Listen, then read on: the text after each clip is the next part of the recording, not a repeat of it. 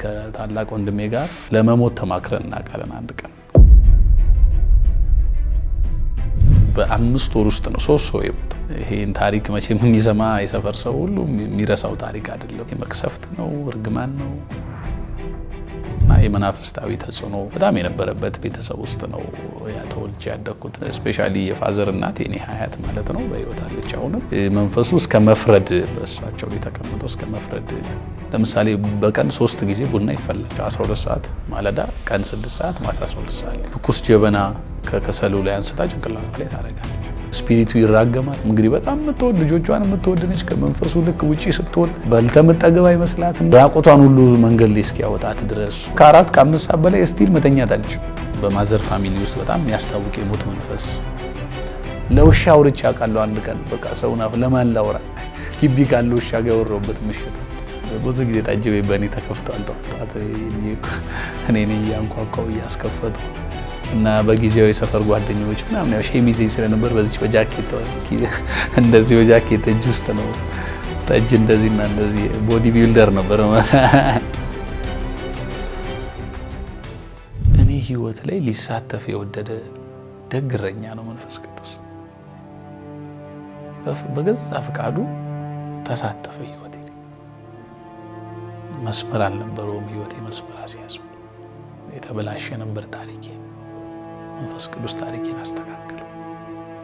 አይምሮዬን አቃና፣ መንፈሴን ጠበቀው፣ መራኝ። መልክ አልነበረውም የኔ ህይወት። እሱ ህይወቴ ውስጥ ከመምጣቱ በፊት ቅርጽ አልነበረውም፣ በጨለማ ውስጥ ነበረ። ወደ ብርሃን አመጣው ነገሬን፣ ቅርጽ የሌለው ነገሬን ቅርጽ ሰጠው።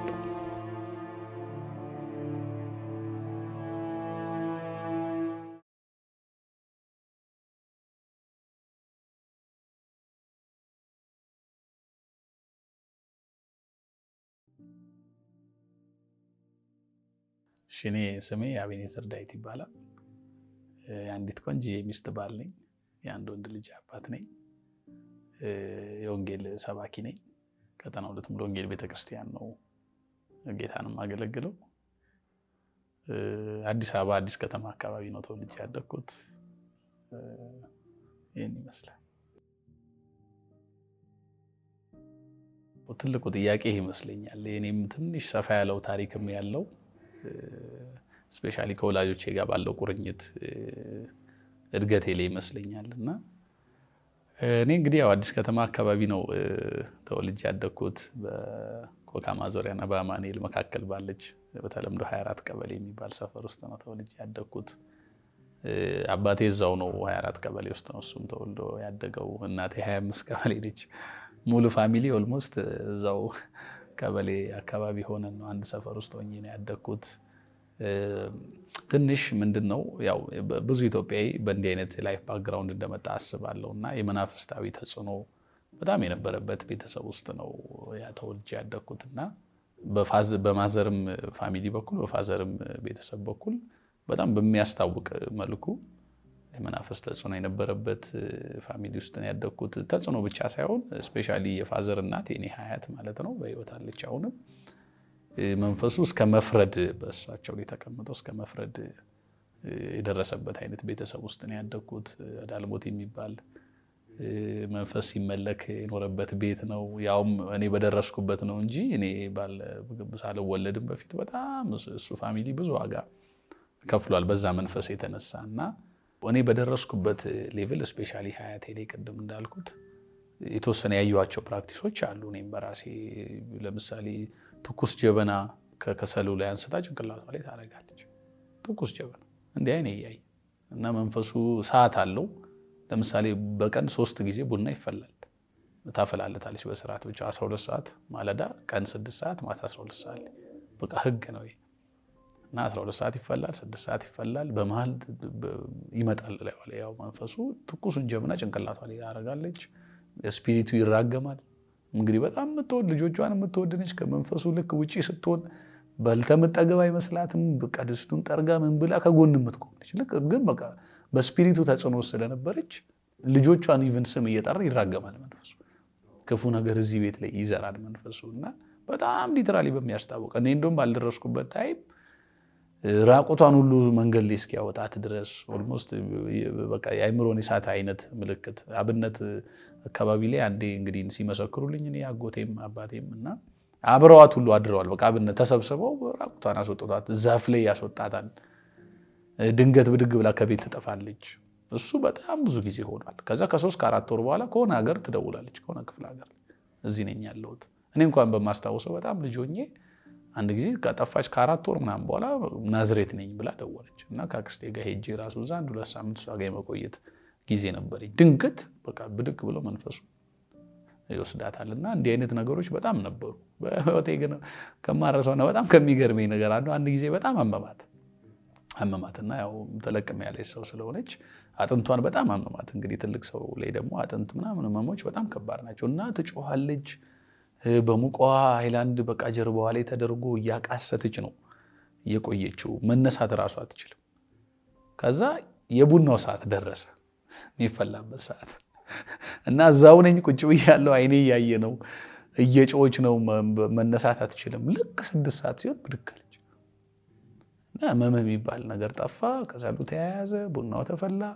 ብቻዋን ነው የምትጠጣው። 3 ሲኒ ነው የምትቀዳው። አንዱን ጠጣለች፣ ሁለቱ የሚደፋ ነው። መስዋዕት ነው ያው ሊትራሊ ያስታውቃል። ሁለት ተቀድቶ ነው በስርዓት የምትደፋው። ከቀዳችሁ በኋላ በድግ ብላ ሰርቭ አርጋው አገልግላው ምናምን መስዋዕቱን አርጋለት ምናምን ልክ ስፒሪቱ ሲሄድ መልሳ ወደ ህመሙ ተመለሰ። አሁን የሆነ ፊልም እስኪመስለኝ ቁጭ ብዬ እኔ ወዲያው ወደ ህመሙ መጣ። እንደገና ተኝታ ማቃሰት መጀመረች እና አንዳንዴ እንደዚህ አይነት ነገሮች ታውቃለህ ጌታን እንድትወድ ያደርገዋል። አጋንንት ክፉ ነው። ወደው ሳይሆን በግድ ያስገድዳል እና የኛ አምላክ ግን እንደዛ አይደለም። አንዳንዴ ሳይደክመህ እምቢ እያልክ እንኳን በቃ በፍቃድህ ነው የሚሰራው ጌታ። ሴጣን ግን እንደዛ አይደለም። ፍቃድ አይፈልግም። አንድ ጊዜ ካገኘ እስኪያጠፋ ድረስ አይለቅ። ክፉ ነው ሴጣን እና በቃ አንተ ላይ ተጭኖ የሚወደውን ነገር ነው የሚያደርግብህ እና ያንን እንትን በቃ አረሰውም በህይወቴ እና በጣም ነበሩ። እንዳልኩ ደግሞ ፋዘርን በጣም አታክ ያደርግ ነበር። እኛን አንዱ በጣም እንትን ያደረገን ሰፈር እንድናደርግ የሆንበት በዛ ምክንያት ነው እና ሌሊት ሊወጣ ይችላል። ያቺን ነገር በቃ ስፒሪት ነው ሊትራሊ በሚያስታውቅ መልኩ። ከዛ ውጪ በጣም እኔ ደነግጣለሁ። እኔ ነበርኩ ተኝቼ አሞኝ ነበር። ሌላ ሰው በጣም ቀን ነው፣ በጣም ምስኪን ነው፣ ጌታን የሚወድ ልብ አለው። ግን በቃ የተያዘ ማለት ነው።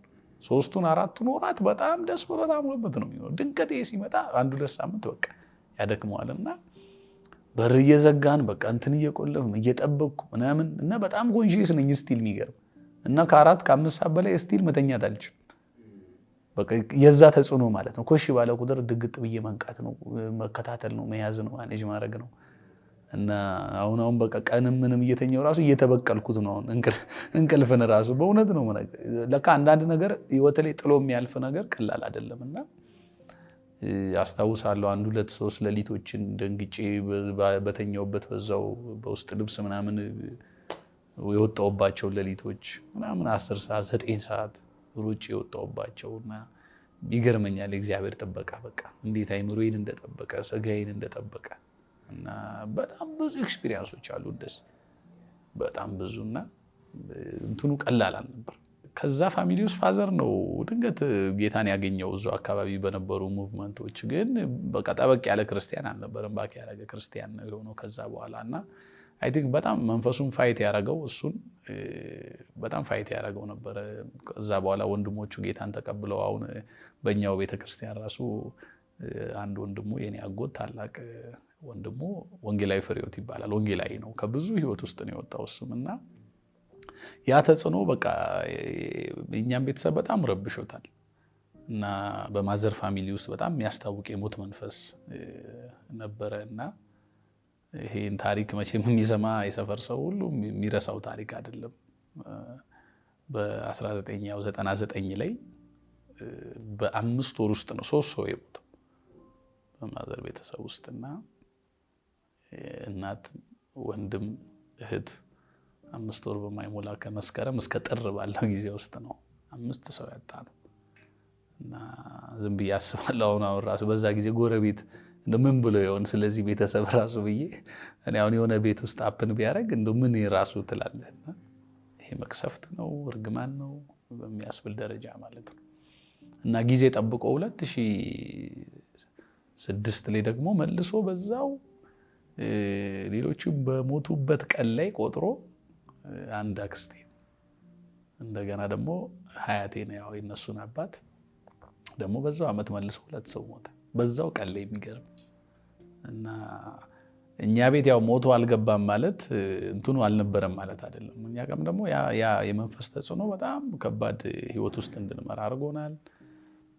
ያው በድህነት ነው የኖርነው ያን ያህል እንትን ባንልም በልክ ህይወት ኖረናል። ግን ደግሞ ኑሮ የሚባል ጥያቄ በጣም ደስ የሚል የልጅነት ህይወት እያሳለፍን እያለ ደግሞ ኑሮ የሚባል ጥያቄ ሲመጣ እናቴ ወደ አረብ ሀገር ተነስታ ሄደች። ያኔ እንግዲህ እኔ 7 ዓመት ወይ ምናምን ቢሆነኝ ነውና 7-8 ዓመት ቢሆነኝ ነው። ከዛ ከአባት ጋር ማደግ ጀመርን 3 ነን ቤት ውስጥ ምናምን ፋዘር በዛ መሀል ያው ይጠጣል እና አሁን እንዲስል ብዙ ቤት ስላለ እንትን ላይ ይችላል እንደሱ አይነት መልክ ያለው ሳይሆን በቃ ለምሳሌ 3-4 ሱስ አይደለም 3-4 ወር 5 ወር ደና ይሆናል። ከዛ ግን አንድ ጊዜ በቃ መጠጥ መቅመስ ከጀመረ አለቀ በቃ ምግብ አይበላም ወደ ላይ ይለዋል መያዝ አይፈልግም ወጥቶ ያንንም ነው አሁንም ማግኘት የሚፈልገው ምናምንና በሱ ብዙ አሳልፈናል። ስፔሻሊ ልጅነቴን በቃ ማስታወሰው ያንን ማኔጅ በማድረግ ለፋዘር ጠጅ በመግዛት ነው እድሜን ያሳለፍኩት። ብዙ ጊዜ ጠጅ ቤት በእኔ ተከፍቷል። ጠዋት እኔ ነኝ እያንኳኳው እያስከፈትኩ እና በጊዜው የሰፈር ጓደኞች ምናምን ያው ሸሚዝ ስለነበር በዚች በጃኬት እንደዚህ በጃኬት እጅ ውስጥ ነው ጠጅ እንደዚህና እንደዚህ ቦዲ ቢልደር ነበር እዚህና እዚህ ከትቼ ነው ረጅም ጊዜ ነው ያሳለፍኩት። ጠዋቴ ምሽቴ በዛ ነው ያለፈው። ማለት ይሄን የምልህ የሆነ የሰሞን ታሪክ አይደለም። በቃ ረጅም ዓመት ስኖር እንዲህ ነው የኖርኩት እና በየ2 በ3 ወር ልዩነት ውስጥ አለ ይሄ ሙሉ የኔ ቤት። ስለዚህ ትምህርት ይቀራል ምናምን ወደ ጌታ ፋይናሊም ከመጣው በኋላ ቸርች ይቀራል ምናምን ይቀራል። በቃ የተለመደ ህይወት ነውና በእንደዚህ አይነት ቤተሰብ በጣም መናፍስታዊ ጫና በነበረበት ፋሚሊ ውስጥ ነው ያደግኩት። ከዛ ነገሮች ደግሞ እየተባባሱ መጡ። የማዘርም መራቅ ከእርሱም ጋር ያላቸው ነገር በመሃል ክፍተት ተፈጠረ። ስለዚህ በቃ ለቤተሰብ ያለህ እንትን ይቀየራል፣ ለትዳር ያለህ ነገር ይቀየራል እና ፋይናሊ መኖር በቃ ትርጉም ያጣል ማለት ነው። እና በጣም ተስፋ የቆረጥኩባቸው ጊዜያት በጣም ብዙ ናቸው። በጣም አሁን ዝም ብሎ ከባድ ነው ነገሩን ለማካበድ ሳይሆን ዙሪያ የነበረ ሰው ያውቃል። እኔ እንደውም አንድ ጊዜ ማረሰው በህይወቴ ጎረቤት በጌታ ሆኜ በደንብ አገልግሎት ከጀመርኩ በኋላ ግራ ገባት። አንድ ጎረቤት አይታና እስኪ ወይ ጸበል ለምን አትሞክሩም ብላ እስከ መድረስ ድረስ በቃ ምንም ጸሎትም ነገሩን አልፈታ ያለበት ጊዜያት ነበሩና በእንደዚህ አይነት ተጽዕኖ ውስጥ ሆኜ ነው ያደግኩት። እና ማረሰው በህይወቴ እኔ ከታላቅ ወንድሜ ጋር ለመሞት ተማክረን እናውቃለን። አንድ ቀን በቃ ራሳችንን ለምን በቃ ይሄ ነው እኮ የኛ ህይወት እና መጨረሻችንም መጨረሻ እዚህ ነው በቃ እንደዚህ ሆነን መሞታችን ነውና ራሳችንን እናጠፋም ብለን የተማከርንበት ቀን ትዝ ይለኛል። እኔ ያው ቀጥታ መንፈሱ እንትን አያረገኝም ነበር እንዳልኩ ነው። እኔ የሚያገኘኝ በፋዘር በኩል በፋሚሊ በኩል እና ያ በጣም እንደዛ ቦሪንግ የሆነው ነገር መብዛቱ በዛ ውስጥ መኖራችን ነው ተስፋ ፋይናሊ እንድቆርጥ ያደረገኝ። ማለት በቃ ህይወት ድካም ይሆንብሃል። ማኔጅ የማይደረግ ነገር ነው፣ የማይለወጥ ነገር ነው፣ ማይስተካከል። ስለዚህ መኖር ትርጉም እንዲያጣ ያደርጋል። ብዙ ትግሎች ደግሞ አሁን እንደዚህ እንደምልህ አይደለም። ሜቢ ዙሪያ ሆኖ ያየ ሰው ነው የሚያውቀው። ቀላል አይደለም ትግሉ። ዝም ብሎ የሆነ በሽታ አይደለም ማኔጅ የምታደርገው ከዛ የሚስተካከል አይነት አይደለም። ትግል ነው፣ ሁሉ ጊዜ ልፊያ ነው። በታች የሱ ፋሚሊ ጋር ይዞ መውረድ፣ ከዛ ላይ ይዞ መውጣት፣ ላይ ይዞ መውረድ ላይፍ በቃ ይሄ ዋቅዳ ውሃ መልስ የለም። ልብስ ይዞ እዚህ መሄድ፣ እዛ ማደር፣ በቃ ዋጋ መክፈል ነው። ሌሊት ፈጥጥ ብለህ ማደር፣ ቀን መጠበቅ፣ የምትወጣበት ዓላማውን ትተዋለህ፣ ትምህርት ይተዋል፣ እንትን ይተዋል። ስለዚህ ያንተ ህይወት ሁሉ እዛ ውስጥ ታስሮ ይቀራልና ደከምን አንድ ቀን። እዚህ ውስጥ ደግሞ ሰይጣን የሚሰራውን ስራ መቼም እናውቃለን። እየመጣ በየእንትኑ አንተን ማድከም ነው። አይምሮህን ይወገዋል፣ ቶርች ያደርጋል። በቃ አንተ እኮ ይሄ ነው ያንተ መጨረሻ። ስለዚህ እንዲህ እየታገልክ እስከ መች ትኖራለህ? ለምን በቃ ራስን አጥፍተህ ለምን እርፍ አትልም? ይላል። በቃ ሰውም ተዋረድክ እኮ በጎረቤት ተዋረድክ፣ እንዲህ ስትሆን የጓደኞች ቀደሙ እንደዚህ እንትን ተቀደምክ ሲል በዛ ጊዜ ገና ማቹሪቲ አይኖርህም፣ ስፒሪቹዋሊም ገና በእድሜም ማቹሪቲ አይኖርህም። ስለዚህ ያ ነው በቃ ልቤን ያደቀመው። ስለዚህ ከብራዘር ጋር በቃ ለምን አናርፍም? ማረፍ ያደርግብሃል ሰይጣን። ራስህን ማጥፋት ወደ ጨመረው እሳት ውስጥ እንደምትገባ አይደለም ያሳየህና እረፍት ይመስልሃል። በቃ ከሆነ ቦታ አንድ ቀን እኔ ብራዘር ልብሱን ይዞ የወጣበት ጊዜ አለ። ከዛ ታናሽቴ ደግሞ ይህንን ነገር ማየት የለባትም ብዬ እታች ዘመድ ጋር ሀያቶቿ ጋር ያረኩበት ጊዜ አለ። ብቻዬን የቀረሁበት ጊዜ አለ ከፋዘር በቃ ብቻዬን ባዶ ቤት ማለት ነው። እና እንደዚህ አይነት እንትኖች ብዙ ዘመድ ጋር ትሄዳለህ፣ ትመለሳለህ፣ እንደዚህ ታደርጋለህ። በጣም አድካሚ የሆነ ህይወት ማለት ነው፣ አድካሚ የሆነ ላይፍ ስታይል እና ሰው ናፍቆ ያውቃል። በቃ ሰው በዛ መሀል ማዘር ለኑሮ ብላ ለእኛው በአረብ ሀገር ዋጋ እየከፈለች ነው። ይሄ ራሱ ሌላ አንድ ስሜት ይፈጥርብሃል፣ ብቸኝነት ይሰማሃል ምናምንና እኔ ለውሻ አውርቼ አውቃለሁ። አንድ ቀን በቃ ሰው ናፍ ለማን ላውራ ግቢ ካለ ውሻ ጋር ያወራሁበት ምሽት አለ እና ለማን ታወራዋል? አንዳንዴ ለሰው ብታወራው አይረዳም። ያው ቤተሰብም ቢሆን አክስታ ሁሉም በሚችለው ያደርጋል። የሚጸልዩ ይጸልይልሃል፣ በስጋ ብሩህ ሊያግዝ የሚችል ያግዛል ምናምን። ግን ማይረዳህ ደግሞ ጊዜ ያለ ብታወራው አንተ ውስጥ ያለውን ስሜት በቃ አይወርታ ምናምን ትባላለህ እንጂ እኔም በአጠቃላይ ምንድነው ልጅነቴ ትሪት ተደርጎ አይደለም የኖርኩት። እና ጌታቸር ነው ከባድ ነው። ያው እንትን ትሪት ሳይደረግ ምንድነው ፈልገው ስሜት ምንድነው ምን እንዲሆን ሊየት መሄድ ትፈልጋል ምን መሆን ምናምን የሚባል ልጅነት ሳይኖርህ ስትኖር እንትኑ ስሜቱ ከባድ ነው። እና በእኔ ህይወት ኦልሞስት ተቀምጧል፣ በቃ ገብቷል። በሌላ ሰው ህይወት ውስጥ እግዚአብሔር የሰራው ህይወት ነው የኔ ህይወት። ለእኔ በእርግጥ በጣም ትልቁ የህይወቴ ትምህርት ቤት ለእኔ አባቴና እናቴ ናቸው፣ ወላጆቼ ናቸው። እና እግዚአብሔር በዛ ውስጥ የኔን ህይወት ሰራው። እና በጊዜው ለእኔ በጣም ህመም ነበር፣ ግን ለካ ለጥቅሜ ነው፣ ለምኮራበት ታሪኬ ነው። ዛሬ ሌላ አለኝ ባህሪ መሰሪያ ነው። እና እነዛ ነገሮች በጣም ፔንፉል ናቸው። እና ያ ነገር ሰው እንዲርብ ያደርጋል፣ የሚረዳ ሰው እንድትፈልግ ያደርጋል ምናምን። ያ ማጣት በራሱ ደግሞ በጣም አንተን ወደ ክፉ ውሳኔዎች እንደው ጌታ ጣልቃ እየገባህ ይጠብቃል እንጂ አንዳንዶች ጋር ደግሞ ስለምታይ ሲምፕል ይመስልሃል። በቃ ለምን እኔም በቃ አርጌው ወይ ራሴን እንትን አይደለም ምናምን ትላለህ። እና እንደዛ ጨንቆኝ ነው ብቻዬን የነበርኩበት ቀናቶች ላይ ነው በቃ ማታ ላይ ከማን ጋር ላውራ ቤቱ በቃ ጭልም ይልብሃል፣ ይጨንቃል ምናምንና በቃ ዝም ብዬ አወራለሁ ይላለው ሻዋል አይ ነው እኮ ምንም እንደማገር በቃ አንዳንዴ እንትንን ስታወጣ በእንባ ያሳለፍኳቸው ቀኖች ምሽቶች በጣም ብዙ ናቸው። ፋዘር እንዳልኩ ባክ ያደረገ ክርስቲያን ነውና በመሀል ደግሞ ትንሽ ደህና ሲሆን ጌታ ሲረዳው ምናምን ደግሞ ወደ ቸርች ሄድ ማለት ነገር ነበረውና አንድ ጊዜ እንደዚሁ በቃ ሲሄድ ቅዳሜ ቀጠና 2 ሙሉ እንግዲህ ፈውስ ፕሮግራም ይዞኝ የተወሰነ ጊዜያት መሄድ ጀመር። በመሀል ቁርስም ምናምን ስለሚያበላን ያው ልጅነት አለ እና ዝም ብዬ አብሬው በቃ መሄድ ጀመርኩ። እዛው እንደዛ እንደቀል በሚሄድበት ጊዜ ከአባቴ እጅ ነው እግዚአብሔር የወሰደኝና በዛው ጌታ ይዞኝ እዛው ቀረው። እንዳጋጣሚ ዝም ብሎ የሰፈር ጓደኞች በዛው መንፈሳዊ ያገኘው ምናምና በቃ ቸርች ሲሄድ ምናምን በእንትን ይሄም በማወቅ ሳይሆን ሲሄድ ምን ስል ምናምን በዛው ለመድኩ። እንደቀል ደህንነት ተማርኩ፣ ወደ አገልግሎት ገባው። የሚገርመኝ ደህንነት ራሱ የ3 የተማርኩት በአካውንቲንግ ነው የጨረስኩት። ተመርቄው ነው እንጂ ተምሬው አይደለም። 3 ዓመት ደግሜ ነው የተማርኩትና አስቸግር ስለነበር ምንም እንትኑ ስለማይገባኝ መንፈሳዊም ስላልነበርኩ ከቤቴም ያን ነገር ስላላየው ብዙ ለስፒሪቹዋል ነገር ቦታ አልነበረኝም። እና ግን እንትኑ ምናምን የቸርች እዛ በቃ ጓደኞች ምናምን ማግኘቱ በደንብ ወስዶኝ ስለነበረ በዛው ነው የቀረሁት። ግን ስፔሻሊ መናፍስት ተጽዕኖ በእንዲህ አይነት ህይወት ውስጥ የኖረ ሰው ነው ሊረዳህ የሚችለው። ለምን አንደኛ ሁለተኛ ብለህ የምትጠቅሰው ነገር አይደለም። አይምሮህን ይረብሸዋል፣ መንፈስህን ይረብሸዋል፣ ለመኖር ትርጉም እንድታጣ ያደርግሃል። ነገን ባሰብክ ቁጥር ምንም ውስጥ ሆፕ አይመጣም። በቃ ይሄ ነው ያንተ መጨረሻ ይሄ ነው ይላል። ፊዚካሊ ትጎዳለህ፣ ሜንታሊ ትጎዳለህ፣ ስሜትህ ይጎዳል፣ ፋይናንሻሊ ትጎዳለህ። ስለዚህ በብዙ ነገር በቃ እስር ብለህ መኖር ሩቅ ነው የሚሆንብህ። በቃ የተሻለ ህይወት ማሰብ የምትችል አይመስልህም። እኔ ሳድግ እኔ በቃ እኔ 10ኛ ክፍል መድረስ ራሱ ሩቅ ነበር ለኔ። በቃ መኖር ራሱ ብርቅ ነው ለኔ። በቃ ማለት ይሄ ተለውጦ ግን የምር ሌላ ህይወት አለ፣ በቃ ሌላ አዲስ ምዕራፍ ይመጣል በህይወት የሚል ደግሞ ከልጅነት የምትተዋወቀው ነገር ከባድ ነው። አሁን በመሀል የመጣ ነገርና ከልጅነት አንተ ራስን ማወቅ በጀመርክ ጊዜ ሁሉ ያየኸው ነገር በየሱ የህይወት ያንተ መጨረሻ ነው የሚመስልህና ከልጅነት ያገኘኝ ነገር ስለሆነ ተስፋ ከውስጤ እንዳይኖር አድርጎት ነበር። መኖር አቅም እንዳላገኝ አድርጎኝ ነበረ።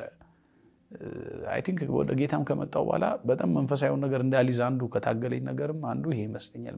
ያም ላይ በቃ ከንቱ ነው ምንም እንትን የለውም እኮ የሚል በጣም ልቤን ያደክመው ነበርና እኔ ጌታ ባያገኘኝ እኔ ጌታን ባላገኝ ኖሮ አንዴት ራሱ ያደኩበት ሰፈር በጣም ከባድ ነው።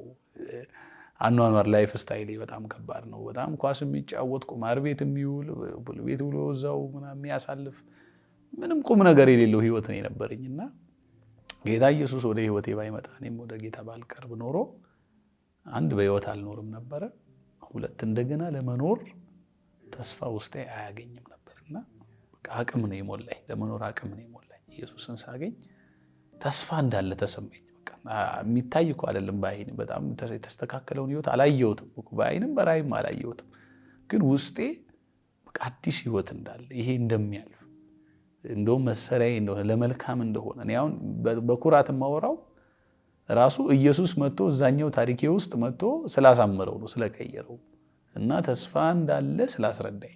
ስለዚህ ያለፍኩበት ጉዳት ያልነበረም ለኔ እንደውም በደንብ መሰሪያዬ መስተካከዬ እግዚአብሔር እኔን ነገ ለሚፈልገው ለዛ ስፍራ በደንብ አድርጎ እኔን የቀረጸበት ቦታ እንደሆነ ገባኝ። በቃ መሰሪያዬ እንደሆነ እና ፋይናሊ እዛው ነገሩ ሳይቀየር እኔ ነገሩን የማደርግበት እንትን ተቀየረ።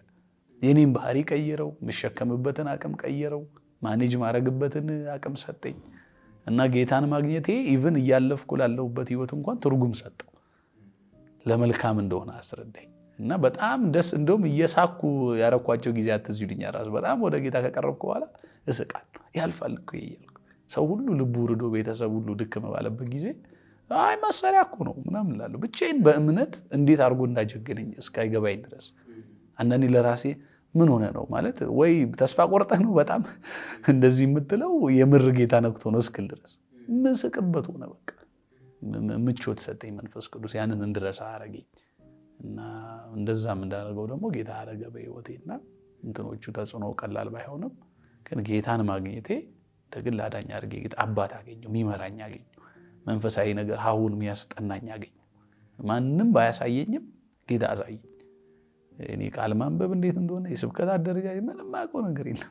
አላየውማ ከቤት እንደዚህ አልኖርኩ መንፈሳዊ ቤት ግን አስጠናኝ ጌታ፣ አሳየኝ፣ መንገድ አሳየኝ፣ አቅጣጫ አሳየኝና ሁሉ ነገሬን አስተካከሉ። በድካምም በብርታትም ነው የቀጠልኩት እስካሁንም ድረስና ጌታን አገኘው። ጌታን ካገኘው በኋላ ቢያንስ የመኖር ትርጉም ገባኝ። ጌታ በእኔ ላይ ዓላማ እንዳለው ገባኝ።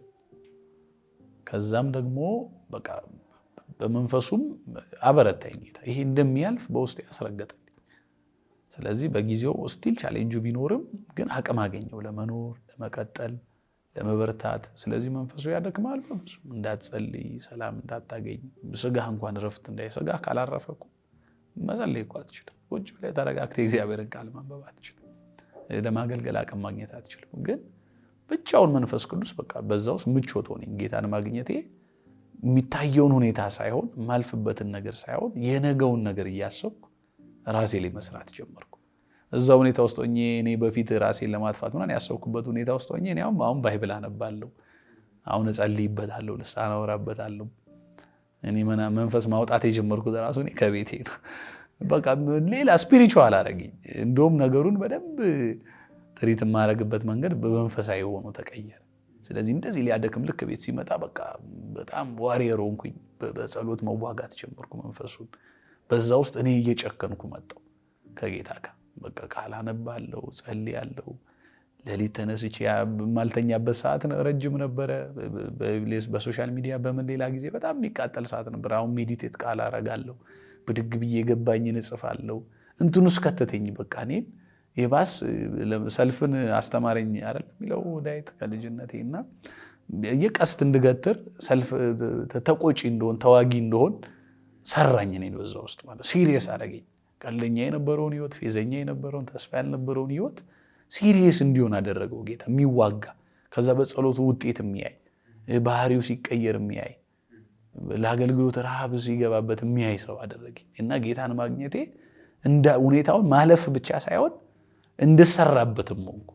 አንዳንድ ጊዜ እኮ ጌታ የሌላቸው ሰዎች እኮ በዚህ ውስጥ አያልፉም ማለት አይደለም፣ ግን ያልፉ ግን የማይማሩበት ይሆናሉ፣ የማይሰሩበት ይሆናሉ። አንዱ ጌታ ስታገኝ ትልቁ ጥቅም ስርዓትን ማር ዘንድ ያስጨነቀኝ ለመልካም ሆነልኝ እንዳለ መዝሙረኛው ስርዓቱን በዛ ውስጥ ትማርበታል። ቁጭ አድርጎ ይቀርጻል ጌታ። በቃ እያለቀስክ እኮ ነው አንተ ተስፋ ውስጥ እያዘነ እኮ ነው።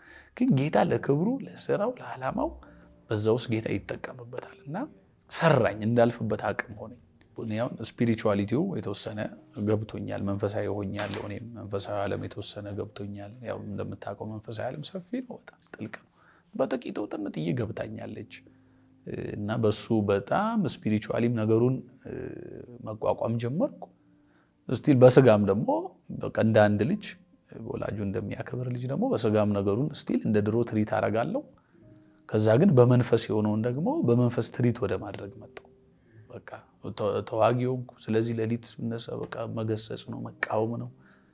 ቀን ስነሳ እኔ አንዱ የኔ ህይወት ኤክስፒሪየንስ በጸሎት ስፔሻሊ እኔ የአገልግሎት ረሃብ ምናምን አልነበር። መጀመሪያ ዝልቅም ሰው ሆናለሁ፣ አገለግላለሁ፣ የሆነ ኤሪያ ደርሳለሁ። እንትኔም አይደለም ያው ከኖርኩበት አንዱን ጸሎት የለመድኩት ራሱ ስለ ቤተሰብ በመጸለይ ጸሎት ያስለምደኝ ምእልህኛ እየሆንኩ መጣሁ። ልክ ሶምሶን የኔን አይን እንዴት ያጠፋሉ እንዳለ አይነት። ስለዚህ አንዴ ስለ አይኔ ልበቀል ብሎ ቁጣ እንደገባበት እንዴት ይሄ ቤተሰብ እንዲህ ይሆናል? እንዲህ ሆነ የዚህ ቤተሰብ ማብቂያ አይሆንም። ስፔሻሊ በቃ ፋዘርና የማዘር ትዳር ራሱ ሆፕ ነበረኝ። በቃ እንደገና ተስተካክሎ አሪፍ ሆኖ በቃ እንደገና የሚያምረው ታሪክ እንደሚመለስ ውስጤ በቃ በጣም ትልቅ ተስፋ ስለነበረ በቃ መጸለይ፣ ቸርች መሄድ መጸለይ ነው፣ ስለ ቤተሰብ መጸለይ ነው፣ ስለ ወላጅ መጸለይ ነው፣ ስለ ቀጣይ ህይወት መጸለይ ነው እና ያ ነገር በደንብ እኔን ወደ ዲፕ ጸሎት ውስጥ የከተተኝ ራሱ በዛ ውስጥ ነው። ቀስ አድርጎ የኔን አጀንዳ እየወሰድ እያደረገ እግዚአብሔር የራሱን አጀንዳ ቀስ እያለ ሌላ ዓላማ እንዳለው፣ ሌላ መንገድ፣ ሌላ አገልግሎት ምናምን እንዳለው ራሱ የተረዳሁት በእንደዚህ አይነት በፋሚሊ የጸሎት ላይፍ ስታይል ውስጥ ሆኜ።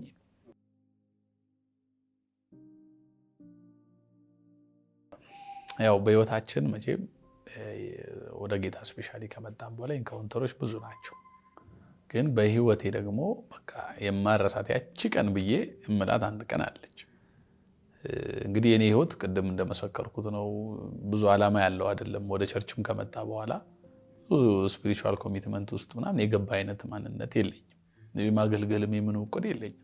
እንደውም ዝም ብሎ ኪቦርድ ሲያይ የሚደሰት አይነት ኪቦርድ መጫወት የጀመረ አይነት አንድ ብላቴና ነበርኩና ደህንነት ዝም ብሎ እየደገመ የሚማር በቃ ቸርችም መቶ የሚቀልድ የድሮውን ህይወት የሚኖር አይነት ላይፍ ስታይል የነበረኝ ሰው ነኝ።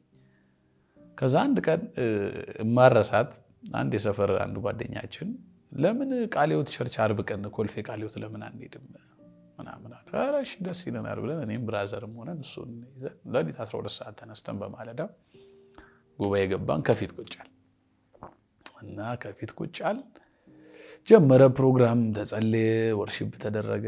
ፓስተር መስፍን ማገልገል ጀመረ፣ ስብከት ሰበከ ምናምንና ፋይናሊ ወደ ፈውስ ጸሎት ውስጥ ገባ እና መቼም የሚያውቅ ያውቃል እዛ ቤት እስካሁን ድረስ እግዚአብሔር እየሰራ ያለውን ስራና ተጀመረ።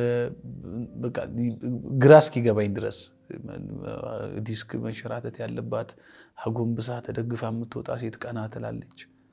አይኔ እያየ እንደዚህ ያጠረ እግር እንደውም ረዝሞ አንደኛው ረዝሞ ማረሰው እኔ በህይወቴ ጠየቀው፣ ይሄኛው ይርዘምልህ ወይስ ይሄኛው ይጠር ምናምን እና የት እንዳለው ራሱ እኔ እስኪ ግራ እስኪገና አይኔ እያየ መልሶ እኩል ሆነ፣ ይሄኛው ረዝሞ እኩል ሆነ ምናምን በቃ የማይናገር የነበረ አንደበት ይናገራል፣ ማይሰማ የነበረ ጆሮ ይሰማል እና ግራ ገባኝ። እና እያንዳንዱ ፈውስ ሲከናወን እኔ በያ አያቋረጥም ከአይኔ ውስጥ የኔ ዘመድ ምናምን እስኪመስሉ እኔ ይዣቸው አለካ የሆነ የጀመረው ነገር ነበር ጌታ በእኔ ህይወት ውስጥ እና ዝም ብሎ አይኔ ያለቅሳል ያለቅሳል ያለቅሳል እና ፋይናሊ ትልቁ የኔ ኢንካውንተር ይሄ እኮ እንዲህ እየሰራ ያለው ጌታ እኮ አለ ያንተ አምላክ እኮ የዛ ቀን ማንም የኔ መምጣት ነው ሲያረጋ የለም እጄ ጫነልኝ የለም አንተ እኮ አገልጋይ ነህ አንተ እንደዚህ ነህ ያለኝ ማንም ሰው የለም ትንቢት ሰምቼ አይደል ግን ውስጤ እግዚአብሔር አለ የሚል ነገር ጥልቅ ብሎ ገባ ይዛቅ ይሄ እኮ እየሰራ ያለው እኮ ያንተ አምላክ ነው አሁን አንተ ቸርች እያልክ የምትሄድለት ምን የምትልለት እሱ ጌታ እኮ ነው እንዲህ አይነት ነገር እያደረገ ይሄ እኮ እግዚአብሔር አለ አለኝ ውስጥ የኔ በቃ ትልቁም የመጀመሪያው ኢንካውንተር እግዚአብሔር አለ የሚል መቼም የቀመሰ ነው የሚያውቀውና ፉሊ በቃ ኮምፕሊትሊ ታሪክን የቀየረው ይሄ መነካት ከዛ ሰፈር ተመለስኩ እንደ ድሮ ያ ቆማሩ ያ ወሬው ያ ጨዋታውን ላረገው ስል አብሬያቸው ቁጭ ብዬ አለኩ ይለኛል በውስጤ አለኩ ታዲያ እዚህ ምን እሰራለሁ ብድግ ስል የሆነ ቦታ እንደ ድሮ የድሮን አክቲቪቲ ላረገው ስል እንዴ አለኩ ይለኛል በውስጤ አለኩ ያንተ አምላክ እንዲህ እኮ ታሪክ የሚሰራ እኮ ያንተ ጌታ ስለዚህ ይሄ ህይወት አይገባውም ይለኛል በውስጤ አይ ቲንክ ሲመስለኝ መጽሐፍ ቅዱስ ዕብራውያን ምዕራፍ 11 ላይ ከሄኖክ ታሪክ ጋር ያይዞ የሚያወራው ትልቅ እውነት ይሄ ይመስለኛል ሄኖክ እንግዲህ ዘፍጥረት 5 ላይ 967 ዓመት እንኳን ሰው እየኖረ ምን ትርጉም የማያመጣበት ዘመን ውስጥ የተወለደ ልጅ ነው የማቱሳላ ልጅ ነው ሄኖክ በ360 ምናምን ዓመቱ ነው እንግዲህ በአጭር ተቀጨ ነው መቼም የተባለው በዛ ዘመን እሱ አካሄዱን ከጌታ ጋር አደረገ ነው የሚለን ዘፍጥረት ላይ ያለው ታሪክ ስለዚህ እግዚአብሔር ወሰደው አልተገኘም ግን የዕብራውያን ጻፊ ግን በሌላ ብርሃን የሄኖክን ታሪክ ሲነግረን እግዚአብሔርን አካሄዱን ከጌታ ጋር እግዚአብሔር ወሰደው ብሎ ከሄኖክ ታሪክ ጋር ያይዞ የሚናገራት አንድ ነገር አለ ማንንም ወደ እግዚአብሔር የሚደርስ ይላል የመጀመሪያ ነገር ሲናገር እግዚአብሔር እንዳለ ይላል ለሚፈልጉትም ዋጋ እንደሚሰጥ ያምን ዘንድ ያስፈልገዋል ሄኖክ የገባው ባጭሩ ሁለት ነገር ነው ይለናል የዕብራውያን ጻፊ ምን አለ አሁን በምን ልታስረዳው ትችላለህ በዛ ትውልድ መካከል አንድ ነገር ገባው ይሄን ምን አለ እኮ ስለዚህ አክብቶ ወልዶ ብቻ 9 መኖር እሱ አይደለም ህይወት ነው ባጭር ቃል ገባው በቃ ስለዚህ መንፈሳዊ ሆነ በእግዚአብሔር የሚል ጽድቅን ቢራብ ወደ ጾም ጸሎት ወደ ጸሎት የሚገባ ሰው ሆነ በቃ ባጭሩ በጥቂቱ ይበራልኝ ለኔ ህይወት አለ እኮ ስለዚህ መኖር ይሄ አይደለም የሆነ ቦታ ሄዶ ዲግሪ ይዞ አግብቶ ወልዶ ከዚህም ታሪክ ወጥቶ ማሪፍ ቤት ውስጥ ገብቶ ምናምን ይሄ አይደለም ለምን አለ እግዚአብሔር ባህሪን ቀየረው ረሃቤን ቀየረው ሲሪየስ ሆንኩ መንፈሳዊ ነገር ላይ ያ ነው በቃ የኔ ትልቁ እንደ ሲሪየስ አደረገኝ ቸርች የማይቀር ጸሎት የማያቋርጥ በቃ መጽሐፍ ቅዱስ ከማንበብ ሌላ እንትን የሌለው ከቅዱሳን ጋር በቃ ደስ ብሎ ህብረት የሚያደርግ በታዳጊ አገልግሎት ውስጥ በደንብ ሲሪየስ ሆኖ የሚከታተል ምናምን በቃ መንፈሳዊ ሰው አደረገኝ ያቺ ኢንካውንተር ቀየረው ባህሪ ካራክተሬንና ከዛ በኋላ በቃ በግል ልምምድ ያሉ ኢንካውንተሮች ደግሞ ቀጠሉ በቃ በጸሎት ስፍራ መቼም ሁላችንም ልምምድ ጌታ ጋር ባለን ህብረት ልክ የተለያየ ነውና በታዳጊዎች አገልግሎት ውስጥ ባለኝ ጸሎት ውስጥ አገልጋዮች መተው ሲያገለግሉ ምናምን ፊዚካል ሰውነቴ ላይ በቃ በሚያስታውቅ መልኩ የጌታን እጅ ያለው ህልም ማየት ጀመርኩ ራእዮች ምሪቶች በግልጽ ድምጾች ምናምን እነዚህ ነገሮች በቃ ኢንካውንተሮች ቀየሩት እይታዬን ቀየረው አስተሳሰቤን ቀየረው ረሃቤን ቀየረው ከዛ በኋላ ወደ ብዙ መንፈሳዊ ልምምድ ውስጥ በር ሆነኝ ማለት ነው በልሳን እኔ የተሞላሁት መጀመሪያ እንግዲህ ከቃልዮት ቤተክርስቲያን አይ ቲንክ እንትን አለኝ ይመስለኛልና አንድ እንደዚሁ ዓርብ ቀን በቃ ከዛ በኋላ ኦልሞስት አመት 2 አመት ባለማቋረጥ ሄድኩት ዓርብና አንድ እንደዚሁ የሰፈር ልጅ ነው አብሬ ይዤው ሄጄ ጉባኤው ላይ ቁጭ ብዬ እኔ እንግዲህ ነቃ ብዬ ነው ከዛ በኋላ ተነክቻለሁ በጣም ነቃ ብዬ ነው ፕሮግራም መካፈለው ጉባኤ ላይና ድንገት ምን እንደሆነ አላውቅም የተኛው ነው የመሰለኝ ሲቀሰቀሰኝ ወተገብ ያለው ጓደኛ ድንግ ፕሮግራም ላይ ነው እና ከእንቅልፌ ነቃው ደነገጥኩ እንዴ ምን ሆኜ ጉባኤ አረጋው ማላቀው እንዴት ተኛው ምናምን ብዬ ቀሰቀሰኝ ለካ እና ስንወጣ ቀደም ተኝተ መስሎ ነው እንዴ ምናምን አለኝ እና እንዴ በልስ ቁጭ ባልክበት እኮ በልሳን አውርተ ወድቀኛ አንስተን አስቀምጠን ነው አለኝ ምንም አስተውሰው ማቀው ነገር እና ሳይ ልብሴም አቧራ ነው ምናምን የምርን ነው አልኩት አላቅም በእውነት በጌታ ፊት ነው ማወራውና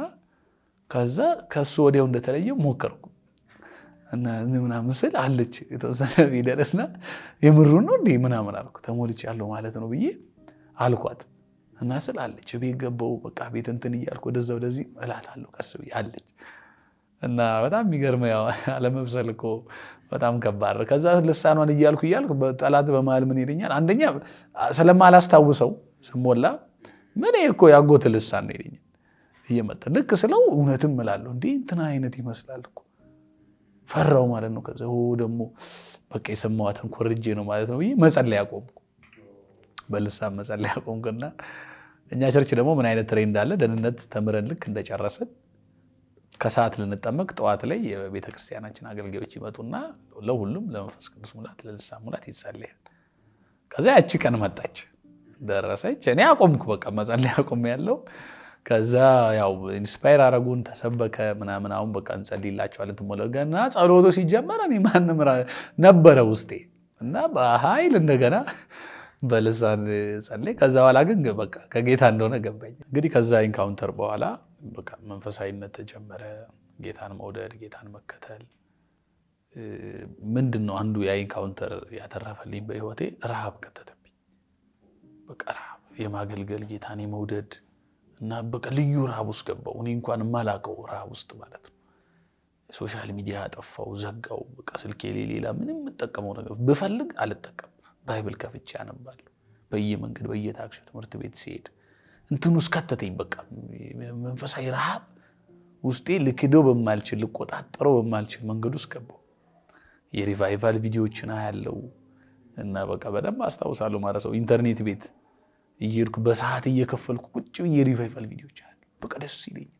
ሲወድቁ እንደዚህ ሲጥላቸው በቃ መንፈስ በመካከል ሲያልፍ ከዊልቸር ላይ ሰዎች ብድግ ሲሉ ምናምን ያ የኔ ማንነት እንደሆነ ገባኝ። በቃ ያ የኔ ነገ እንደሆነ ረሃብ ገባብኝ፣ እንዲሰራብኝ እንዲጠቀምብኝ ጌታ እና ያ መንፈሳዊ ረሃብ በቃ ብዙ የጸሎት አቅም ሰጠኝ።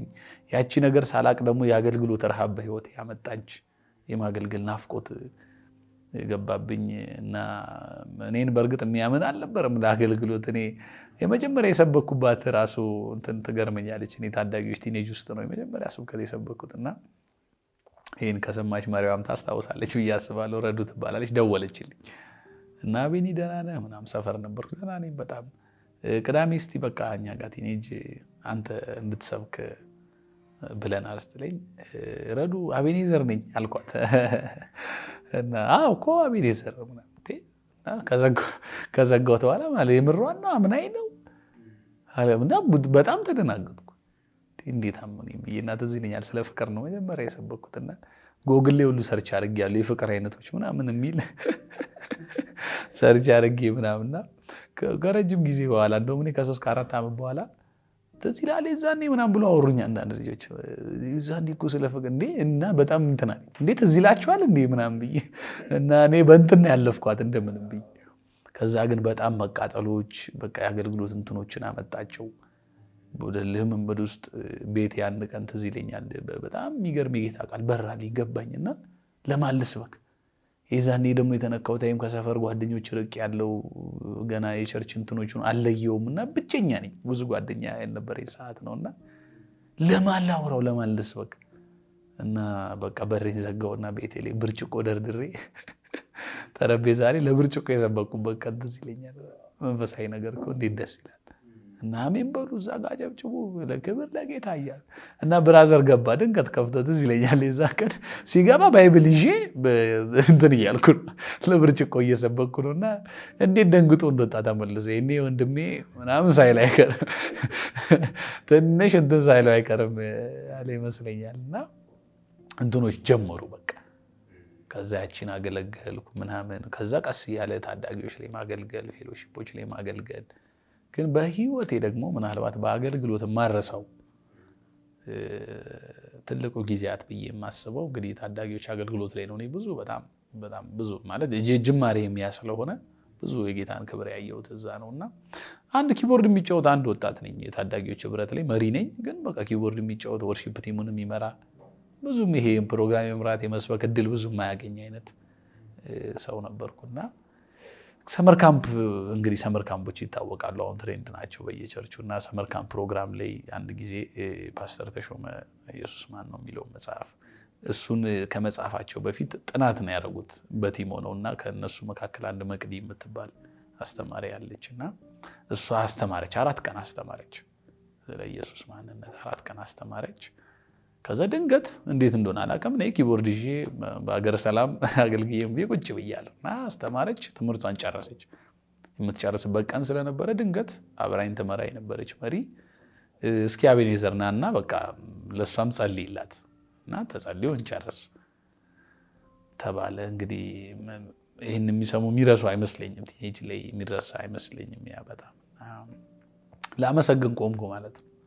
ስለ ትምህርቱም ስለሷም ለመጸለይ ቆምኩ። ዝግጁ አይደለሁም እንደዛም እንትን ለማድረግ አይደለም የገባሁት እና ድንገት ስለ ትምህርቱ እያመሰገንኩ ስለሷ ልጸልይ ባለሁበት ሰዓት ከኔም አይደለም ለምን እኔም ዝግጅቴ አይደለም ጸልዬ አልኩም ዛሬ ያገለግላለሁ የሚል ነገር የለኝም። ድንገት በሚያስታውቅ መልኩ በቃ መንፈስ ቅዱስ ነፋስ ገባ ጉባኤው ላይ እና ማረሳት ጊዜ ለኔ በቃ በህይወቴ እሷ ነች በአገልግሎት እና መጣ ኢንስፓየር ያደርገኛል በውስጤ እንድናገር በቃ ይመጣል ዝም ብሎ እናገራለሁ ይመጣል እናገራለሁ ይቃጠላል ውስጤ እና ያለ ጉባኤው ላይ ያስታውቃል። ምንም ቁጭ ብለናል እኮ እስቲ ቆመን እንጸልያለን ምናምን አላልኩም የለኝም ለዛ ምንም ዝግጁነቱ ራሱ የለኝም እና እየተጸለየ በውስጤ በቃ ይቃጥታል። የሚቃጥተው ዝም ብዬ እየጸለይኩ እንደዚህ ነው አይቻል አቅም በህይወቴ ቁጭ ብለው ነው እየተጸለየ ያለው ብድግ አንዲት ልጅ እኔ ቁጭ ያለ ሰው እንግዲህ ሲዘል እኔ በህይወቴ አይቻል አቅም ቁጭ ያለ ሰው አይዘልም ብድግ ብላ እንደዚህ ወደ ላይ ወደቀች እና ድንግጥ አልን ወዲያው እኔም መሪዎችም ድንግጥ አልን ከጥግ ከፊት ከወላ እንደዚህ በቃ ተተረማመሰ ቤቱ እና ፈራው መጨረሻ ላይ የሚገርም ፋይናሊ ፈራው ማለት እንትን አይደለም እና እንደዛም ኤክስፒሪየንስ አድርጌ አላቅም ከዛም በፊት በጣም ፈራው።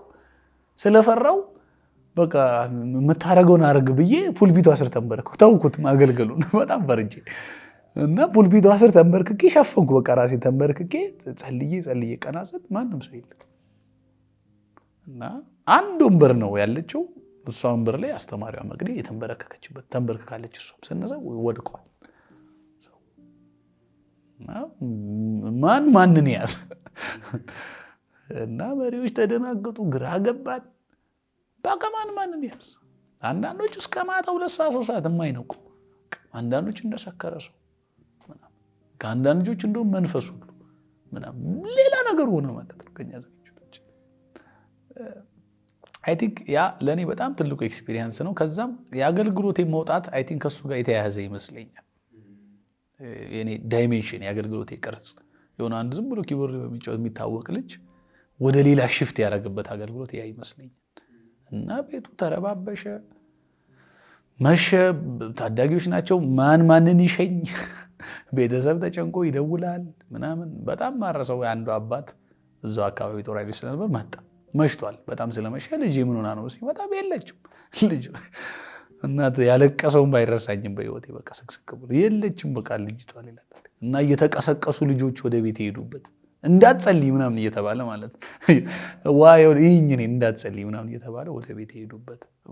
ኦልሞስት አገልግሎት አይደለም እሱ ማለት ጥንት የሪቫይቫል መልክ የነበራት ፕሮግራም እና እስከ 2 ሳምንት ምናምን ራሱ የዘለቀ ይሄ ነገር እና ልጆች ወዲያው በነጋታው ሲመጡ እኛ እነዚህን እናባር እንደ ምናምን ብለን ሊያዘንባቸው ልጅ ቀድሞ የተገኙበት ማለት በነጋታ አንጸልይም ጸሎት አይጀምርም በጣም የሪቫይቫል መልክ የነበረው ንስሐ የሚገቡበት እኔ እኮ እንዲያረግ ነበር መጥተው ሚስጥር እየተናገሩ በቃ ጸልዩልኝ የሚሉበት ከዛ ጸሎት ወጥተው ልጆች በታክሲ ውስጥ ሲገቡ አጋንንት ታክሲ ውስጥ ይጮህ ነበር እና በነጋታው በጣም ማረሰው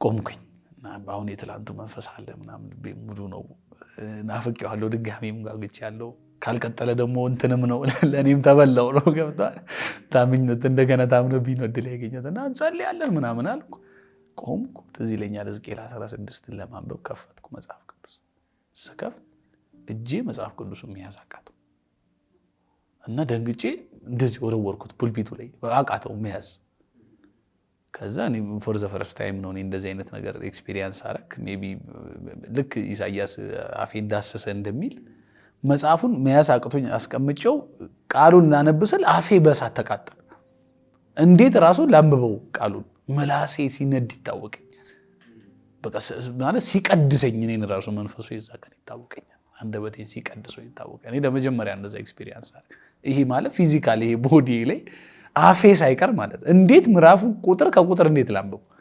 በቃ ቀጠለ። አንብቤው ሳልጨርስ ቀጠለ። አሁንም ድጋሚ እንደገና ሌላ መረባበሽ እና በጣም ለብዙዎች ጄኒውን የሆነ የህይወት ለውጥ የመጣበት ነው። እኔም ስለ አገልግሎት ያለኝ ዳይሜንሽን የተቀየረበት ነው። እኔ ስቲል ራሱ አሁን ያንን እናፍቃለሁ የለም ገዛ በኋላና አሁን በያገለግልኩ እርካታ የለኝም። ለምን ጥንት ቀን ቢያንስ ቀምሻለሁ። ያ ነው እላለሁ። ያ እኮ ነው አገልግሎት። እንዲህ ነው ምናፍቀው እንድል ቢያንስ ጥንት ልክም ቢሆን አሳይቶኛል። በዛ ውስጥ እንዲህም እግዚአብሔር እንደሚያደርግ በእኔ በትውልድ መካከል እንዲህም እንደሚያደርግ አሉ እኮ አሁንም ብዙ ክብር ታያለህ እኮ። ግን በቃ እንዲህ ጌታ መገኘት ራሱ ሰዎችን ህይወት መውቀስ ይችላል። አብሮ እንደ ሰካራም ሰው ሆኖ ቤት የደረሰ ልጅ አውቃለሁ። ማን ይሸኘው ልኬው በቃ እንዲህ እየተንገዳገደ ነው ቤት የገባው። መቼም መንፈስ ስለሚመራ ቅያስ አይሰጥም። በቃ የለም ኮንሸስ አይደለም ስጠራው ስታወራው ማያውቅ ማለት እንዲህ አይነት ኤክስፒሪየንስ ውስጥ ትውልዱ ከኔም ጭምር የገባንበት ጊዜ ነበርና ትልቁ የአገልግሎት አንዱ በጣም ኤክስፒሪየንስ እሱ ይመስለኛል። አገልግሎት ራሱ በባህሪውም ይመስለኛል ሁሉ ጊዜም ከቻሌንጅ ጋር ነው ያለውና ስፔሻሊ ደግሞ እንደኔ ያሉ ወጣቶች ለፉል ታይም አገልግሎት ራሳቸውን አሳልፈው ለሰጡ በተለይ ደግሞ ቸርች ላይ ገና ሹመት ለሌላቸው ቀለብ ለሌላቸው ጊዜውን ካማከለ ነገር ጋር ላንሳ ብዬ ነውና በዚህ ጊዜ እንደምታውቀው ነው ጊዜ ለመስጠት እንኳን ብዙ የሚበረታታ ወጣት እየጠፋ ያለበት ታይም ነው። ዲግሪውን ጥሎ ስራውን ጥሎ ለምን አንዳንድ ሲስተሙንም ስታይ ብዙ ነገር አይፈቅድም፣ ሲምፕል አይደለምና በጣም አለው የአገልግሎት ቻሌንጅ አለው።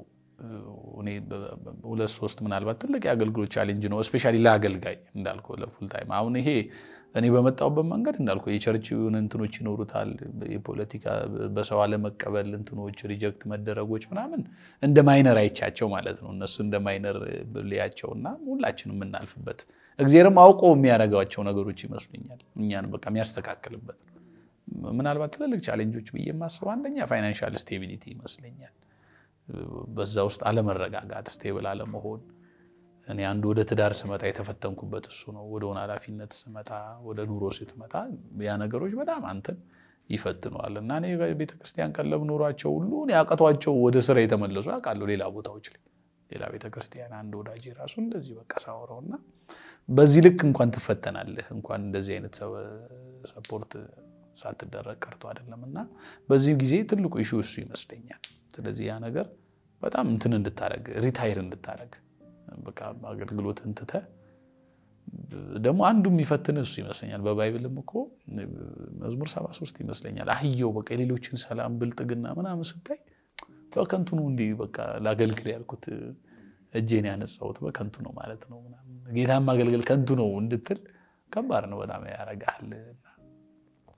እሱ በጣም ትልቁ አንድ ቻሌንጅ ለኔም ለሁሉም እንደዚህ ኢትዮጵያ ውስጥ ያገለግሉ ላሉ ወጣቶች ገና ሴትል ላላደረጉ በብዙ እንትን ስላሉ ትልቁ እንትን እሱ ይመስለኛል። ግን ያ ማለት እግዚአብሔር ደግሞ አሳልፎ ይሰጠናል ማለት አይደለም።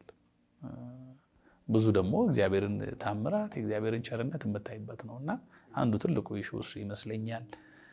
ሁለተኛ አንዳንድ ጊዜ ፍሬ ማጣት፣ አንዳንድ ፍሬ ቢስነት በጣም አገልጋይን ይሰማዋል ብዬ አስባለሁ።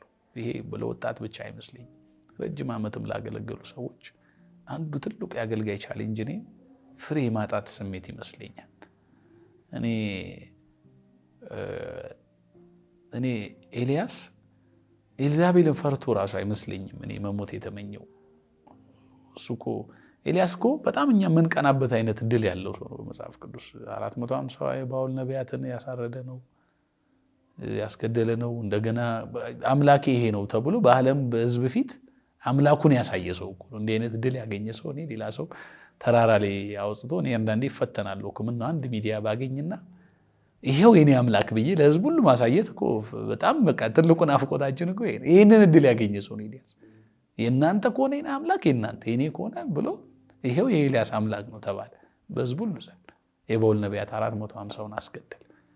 ያ ኤልያስ በንጋታው ነው ኤልዛቤል ገላለሁ ምናምን የሚል ማስፈራሪያ ስትልክለት ጸሎቱ እኮ ፈራው አይደለም እኮ እኔ ከአባቶች ያልበልጥም ውሰደኝ ብሎ ጸልየዋልና አሁን የፍርሃት ጸሎት ሳይሆን የጸለየው ዛሬም ድረስ ኤልዛቤል ዙፋኑ ላይ ተቀመጣ ስቲል በመናፍስት ያለ ሰዎች ናቸው ቦታውን የያዙ ይሄ ከንቱነት ነው እኮ የሚሰማው። ያ ሁሉ ትላንት ያ ሁሉ ታሪክ ተፈጽሞ እስቲል ገና ሀገሪቷ በመናፍስት በተያዘ ሰው እየተመራች ነውና ጸሎቱንም ስታየው የፍሬ ማጣት ጸሎቱ ከአባቶቼ አልበልጥም ማለት እኔ ምን የተሻለ ልሰራ ነው ከአባቶቼ በቃ የኔም መጨረሻ ይሄ ነው፣ ስለዚህ ብትወስደኝ ይሻላል። ደግሞ እግዚአብሔርም እኮ በመለሰለት መልሱ ስታይ ፍርሃት አታይም እኮ ለምን ፈራ ምናምን እኮ አይደለም፣ ቀጥል እንጂ ተነስ አሉ ነው የሚቀቡ ስራ አለ ገና ነው። አንዳንዴ ትልቁ የአገልጋይ ቻሌንጅ በአገልግሎት ውስጥ ፍሬ ያጣ ይመስላል። በቃ የሆነ ቦታ ደጋግማ አስተምር ይሆናል፣ ሰብከህ ሊሆን ይችላል፣ ለሆነ ሰው ህይወትህን፣ ገንዘብህን፣ ጊዜህን ኢንቨስት አድርገህ ፍሬ ላታይ ትችላለህ። በቃና እድሜን የሰጠሁት ታዲያ ለዚህ ነው ትላለህ፣ ዘመኔን ምኔን የሰጠሁለት እውነት ለዚህ ነው ብለህ ፍሬ ቢስነት እንዲሰማ ያደርጋል። እሱ በጣም ትልቁ የአገልግሎትና የአገልጋይ ቻሌንጅ እሱ ይመስለኛል። እና የመጨረሻ ደግሞ አንዳንድ ጊዜ ውስጥ ባለ ልክ ደግሞ የምትሰራበትን ቦታ አለማግኘት ስፍራም በጣም ለአገልግሎትና ለአገልጋይ ትልቁ ቻሌንጅ ይመስለኛል። ባለህ ልክ ልትሰጥ ውስጥ ባለ ራዕይ ልክ ደስ ብሎ እርግጥ ብለህ የምታገኝበት የምትሰራበት ቦታም ደግሞ አለማጣቶች በጣም ለአገልጋይና ለአገልግሎት ትልቁ ቻሌንጅ እሱ ይመስለኛል። ጌታ እኔን ከያዘ ጊዜ ጀምሮ ብዙ የጌታን ጣልቃ ገብነት አይቻለሁ፣ በትንሹም በትልቁም ውስጥ ጌታ ቀድሞ ነው እዚህም ያለሁት ጣልቃ ገብቶልኝ ነውና ግን በጣም ከማረሳቸው የመንፈስ ቅዱስ ጣልቃ ገብነት ብዬ ከማስባቸው ታሪክ ውስጥ አንዱ እንግዲህ እኔ ታሪክ ቅድም እንደተናገርኩት ነውና ያሳለፍኩት በፋሚሊ ምናምን ከፋዘር ጋር ባለኝ ሪሌሽንሺፕ ምናምን ያሳለፍኳቸው ነገሮች ብዙ ጊዜ ተስፋ መቁረጦችን መድከሞችን ህይወቴ ላይ አምጥተዋልና አንድ ጊዜ ማረሳው 2012 ይመስለኛል ኮሮና ታይም ላይ ውስጤ በጣም ደከመ። አሁን በጌታ ነኝ፣ መንፈሳዊ ነኝ፣ የድሮ አይነት ውሳኔዎች የሉም እኔ ጋር። ለምሳሌ ራሴን ማጥፋት እንትን ማድረግ መተው በቃ መድከም የሉም። በመንፈሳዊ ነገር ነው በተቻለ መጠን እንትኖችን የምታገለው። ግን አሁን ተስፋ መቁረጤን መንፈሳዊ ያደረኩትና በቃ ፋይናሊ አቃተኝ። ፋዘርንም እንዲሆኑ ማየት በቃ ውስጤን እንትን አለው። በጣም ነው የምወደው እኔ ፋዘርን፣ ያው ሁሉም ያውቃሉና እኔ ለወላጆቼ በጣም ፍቅር አለኝ፣ ክብር አለኝ። እኔ ጌታም ሲረዳል በእኔ ስናድግ ወንድሜም እህቶቼም ምናምን በጣም ቤተሰብ አክብረን ጎረቤት አክብረን ድምፃችን ሳይሰማን የኖረው እና ግን በጣም ውስጤ እንትን ስላለ በጣም ስለራራው 3 ቀን ለምጽኦን ጸሎት ይዤ በቃ ጌታ ያሳርፈው በቃ ፋዘርን ቢወስደው በቃ አንድ እሱም ለስጋው ለመንፈሱም ረፍት ነው፣ እኛም በቃ እንትን ብናርፍ ብዬ በጣም አንዱ ከባድ ህይወት የወሰንኩት ውሳኔ እሱ ይመስለኛልና ጾም ጸሎት ያስኩ 3 ቀን የሚገርም የጸሎት ርዕስ ነው ማለት ተንበርክከ በቃ እና በቃ ውሰድ እንረፍ የሚል ረጅም ሰዓት ማለት ነው። በጠዋት የተንበረከኩ በቃ በጾም ጸሎት በቃ ይረፍ ፋዘር ቀንረፍ ጎረቤት ምናምን በቃ እንዲህ እንትን ይብቃ በቃ ከሚብቃ ብዬ ጸለይኩ። መጀመሪያ ቀን ጸለይኩ፣ ሁለተኛው ቀን ጸለይኩ። በእንባ ነው መጸለይ፣ ውስጥ ያዝናል፣ እፈራለሁ እንዲህ ቢያደርገው ስላለሁ በማለት ደግሞ አለ እኮ ውስጤ እንዲህ ሰምቶኝ እንግዲህ ምር ቢሆንስ በኋላ ምናምን የሚል ፍርሃቶች አሉ። ግን በቃ ሰሚት አድርጌ ለዛ ለተሰማኝ ስሜት ጸልያለሁ እና ማታ ላይ ሁለተኛው ቀን ማታ እኔ ብዙ ጊዜ በህልም ነው እግዚአብሔር የሚናገር የሚመራኝና ሌሊት ላይ አንድ ደከም ያለች እንደዚህ ላዳ ታክሲ የምትመስል እዛ ውስጥ እኔ ገቢና ተቀምጫለሁ፣ ፋዘር ከኋላ አለ እና ሹፌሩን አላየው በመልክ እና ዝም ብሎ ይነዳዋል፣ መኪናው ይሄዳል እና ደከም ያለች መኪና ነች እና እየሄደ በመሃል ድንገት እየሄድን እያለ እስከዛሬ እኔ በፊልም በአካል ማየት አላውቅም። እንዲህ አይነት ተራራ ማለት ዳገት ነው አይደለም የምለው፣ በቃ እንደዚህ ቀጥ ያለ ነው እና እንደዚህ አይነት ቀጥ ያለ ዳገት አይቼ አላውቅም። እና ያ መኪና እንደቀል መጥቶ ይጀምራል ዳገቱን መሄድ ማለት ነው። እና በዛ ውስጥ በጣም አወራለሁ እኔ በማለሰቃለሁ፣ እንዴት ነው ይሄ መኪና እንዴት ነው የሚወጣው ይሄን ዳገት ታየዋለህ? ግን እለዋለሁ አላየውም። ሹፌሩን እያየው ነው ዳገቱን ምንም አይለኝ ጸጥ። እና በቃ ስቃለሁ፣ ግራ አጋባለሁ። በመሀል እንትን የሚል ይመስለኛል መኪናው። ኧረ ይኸው ግድ የለህም እንዴ የሚታለፍ እኮ አይደለ ይሄ በዚህ ያውም በዚህ መኪና አላለሁ። እንዴት ነው ይሄ መኪና ይሄን ዳገት የሚወጣው? ምንም አይለኝ። ዝም ብሎ ይሄዳል መኪናው። እና ቀጥ ብሎ ያንን ቀጥ ያለውን ዳገት መኪናው ጨርሶ እንዲህ አይነት ጽድት ያለ የተጠረገ የሚያምር አስፋልት መንገድ አይቻልም። ቀጥ ያለ መንገድ ላይ ሲሄድ አየሁት። ከዛ ገባኝ፣ በቃ እየታገልኩ እንደሆነ ገባኝ። እግዚአብሔር በቃ ያላላት ነፍስ፣ እግዚአብሔር ያልቆረጣት ነፍስ እንደማትጠፋ ገባኝ። ምንም ያህል ማዕበል ቢኖር፣ ምንም አይነት ተጽዕኖ ቢኖር እግዚአብሔር ያልቆረጣት፣ እግዚአብሔር በቃ ያላላት ነፍስ ምንም ነገር እንደማያጠፋት ገባኝ። እና ሶስተኛው ቀን ላይ ያው ጸሎቴ ቀጠለ፣ ግን የጸሎት ርዕሴ አልቀጠለም። በቃ አንተ ያልከው ይሆናል፣ እንደ ፈቃድህ ይሆናል። አይ ቲንክ ከዛ በኋላ ማዕበሉ ቢቀጥልም በቃ ሰጠሁት ራሴን ለማዕበሉ። በቃ ይሁነው ይሁን። በዚህ ማዕበል ውስጥ በቃ ፍጻሜው እግዚአብሔር እጅ ላይ እንደሆነ ገባኝ። ቢያንስ ጌታ እንደሚያውቀው ነገሩን ገባኝ። ጌታ እንዳለበት ገባኝ። እግዚአብሔር እንደያዘው ገባኝና በቃ ማረሳው በህይወቴ መንፈስ ቅዱስ ጣልቃ ገብነት ትልቁ ይሄ ነው። ጸሎቴን ቻሌንጅ አደረገው፣ ቀየረው፣ ለወጠው፣ ጣልቃ ገባኝ። ከዛ ልቤ ከዛ በኋላ ድግፍ አለ። በቃ ብዙ የሚሰብር ነገር ሲመጣ በቃ አይ አለበት መንፈስ ቅዱስ ጣልቃ ገብቷል።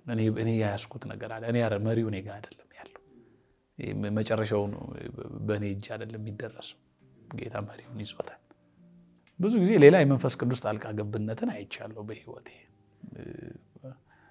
ከምሪቱ ጋር ተያይዞ እግዚአብሔር ብዙ በመራኝ ነገር ውስጥ የሆነ ቦታ ስትደርስ ልክ አይመስልህም ምሪቱ፣ ግን እንደገና መንፈስ ቅዱስ ጣልቃ እየገባ ነገሮች እንዲቀጥሉ በህይወቴ ሲያደርግ ብዙ ጊዜ አይቻለሁ። እኔ አንድ ከመንፈስ ቅዱስ ምሪት በዛው ጣልቃ ገብነት የማረሳው፣ እኔ ኮምፒውተር ሳይንስ ነው እዚህ ኮሌጅ ላይ የተማርኩትና የመጨረሻ ዓመት ላይ ሆኜ በጣም ትልቁ ጸሎት አንዱ ከመንፈስ ቅዱስ በቃ ሲመራ ሲቃተት ይገርማል። ስለ ኔክስት ይር ነው የምጸልየው። በመመረቅበት ዓመት ውስጥ ሆኜ ምንድን ነው መሆነው ቀጣይ ዓመት? እኔ አሁን ትምህርት ልጨርስ ነው። ምንድን ነው መሆነው? በቃ ቀጣይ ስራ ነው የምሰራው። ውስጤ ደግሞ ሸክም አለ፣ ፓሽን አለ፣ የማገልገል ጥማት አለ። ምንድን ነው ማድረገው?